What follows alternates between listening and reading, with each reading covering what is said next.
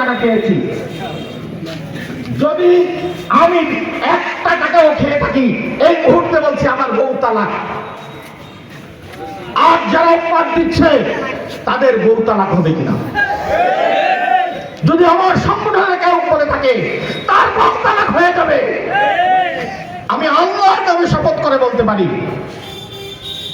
ওই ফ্যাসিস্ট আওয়ামী লীগের কোন নেতা কর্মী এমপি প্রার্থী তো দূরের কথা, কারো তাকে একটি টাকাও আমি ধরি নাই, নেই নাই, কোন ধরনের কোন প্রস্তাবনাকে আমি গ্রহণ করি নাই।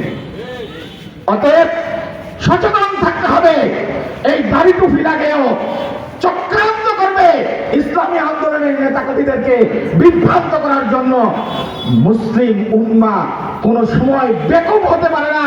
অতএব আসুন আমরা সচেতন হই, আমরা যেন ইসলামের পক্ষে, মানবতার পক্ষে এই জাতি গঠন করার আমরা অগ্রণী ভূমিকা পালন করতে পারি।